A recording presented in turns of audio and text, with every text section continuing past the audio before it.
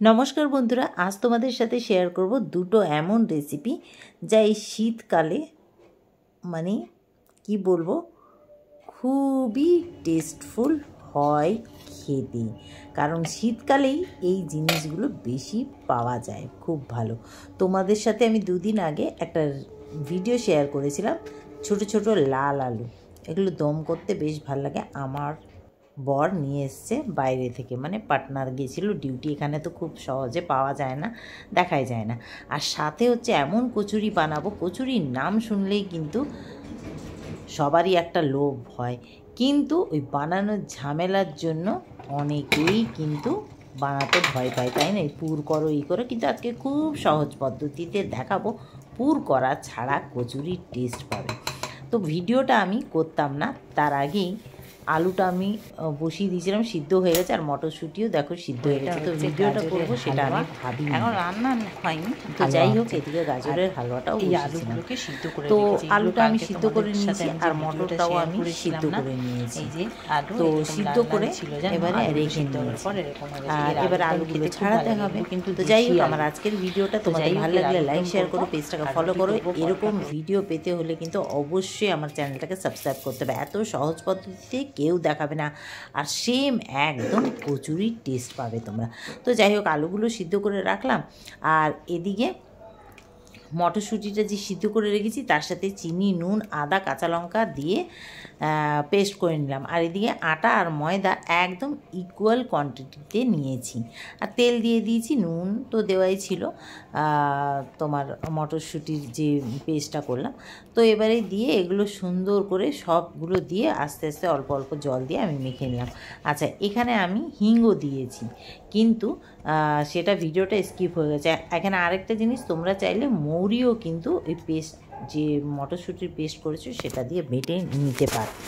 তো যাই হোক, আমি এগুলো সব দিয়ে আটাটাকে মেখে নিলাম। তো দেখো কত সহজভাবে, আর এতে একটু তেল লাগিয়ে এটাকে রেখে নিলাম। তো চলো এবারে কি করব, আলুগুলোকে ছাড়াবো। এই আলু ছাড়াতে না আমার অবস্থা খারাপ হয়ে গেছে, আর একা একা ছাড়িয়েছি। আর এই আলুগুলো আমি দেখেছি, এরকম আলু যত সিটি দিয়ে সিদ্ধ করো না কেন, ঠান্ডা হলে এগুলো শক্ত হয়েছে। আমি 3টে সিটি দিয়েছি, তাও শক্ত হয়ে গেছে। তো যাই হোক, আলুগুলোকে ছাড়ালাম খুব কষ্টে। আর এদিকে আলুর দমটা তো বসাবো। তো জিরে, তেজপাতা, শুকনো লঙ্কা, এলাচ, দারচিনি ফোড়নে দিয়ে দিলাম তেলের মধ্যে। আচ্ছা, এই কড়াতে আমি কিছু একটা ভেজেছিলাম, তাই এইতে তেল ছিল, এই তেলের মধ্যে তেল দিয়ে করেছি। তোমরা হয়তো ভাবছো যে কড়াটা এরকম দাগ দাগ হয়ে আছে, কিছু ভেজেছিলাম। তো যাই হোক, ফোড়নটা দিয়ে গোটা গোটা সেই আলুগুলোকে দিয়ে দিলাম। তো দিয়ে দেবার পরে আলুগুলোকে বেশ একটু মিডিয়াম ফ্লেম করে লাল লাল করে ভেজে নিলাম। আলুগুলো যেই ভাজা হয়ে গেছে, বেশ কিছুটা মেথি কুচনো, মানে মেথি পাতা, টাটকা মেথি পাতা দিয়ে দিলাম, আর দিয়ে মেথিটাও দিয়ে ভেজে নিলাম। তারপরে এখানে ধনে, জিরে, লঙ্কার গুঁড়ো, হলুদ গুঁড়ো দিয়ে আর একটা পেস্ট বানিয়ে নিলাম, মানে ওই জলটা গুলে আর কি ওই মশলাটা দিয়ে দিলাম। আর বেশ কিছুটা টমেটো আর মটরশুঁটি, তোমরা আগের একটা ভিডিও শেয়ার করেছিলাম রিলস, ওতে দেখেছো মটরশুঁটিও আমার মানে হাজব্যান্ড নিয়ে এসছে ওখান থেকে।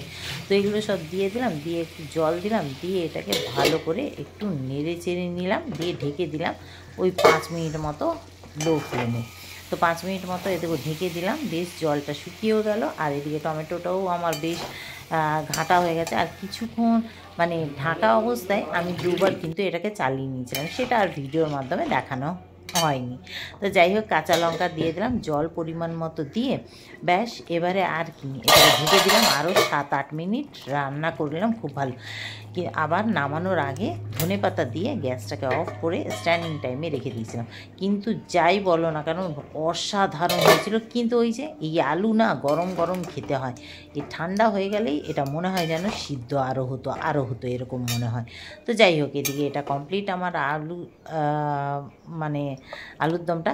হ্যাঁ, এখানে একটা মজার কথা বলি, মানে এমন হয়েছে, মানে এরকমভাবে এইটুকু টাইমের মধ্যে আমি যেই লুচিগুলো করেছিলাম সেটা আমি তোমাদেরকে বলে দিই। মানে আমার ছেলে বেরোবে 4:45 আমাকে বলেছে, আমি 5টার মধ্যে বেরোবো, আর আমি এইটুকু সময়ের মধ্যে কিন্তু এই পুরো জিনিসটাকে, আলুর দমটা আমার করাই ছিল, মানে এই পেস্ট করে ময়দাটা মেখে আমি লুচিটা করলাম 5টা 15-র মধ্যে। ছেলে অফিস বেরোবে, মানে এইটুকু সময়ের মধ্যে আমি এটা করেছি। মানে ও আমাকে বলেছে যে আমি 5টা থেকে 5:30টায় বেরোবো, তো আমি সেই আন্দাজে করছিলাম আরামে করব, কিন্তু ও এসে যেই তাড়া দিল, ব্যাস দিশা খুঁজে পাচ্ছিলাম না। ভাগ্যিস মটরশুঁটিটা আমি সেদ্ধ করে রেখেছিলাম, ব্যাস পেস্টটা করে ময়দা মানে মেখে, ময়দা আর আটা মেখে, আর আমি ওকে 10খানা লুচি করে দিয়ে দিলাম ও অফিসে বেরোবে বলে।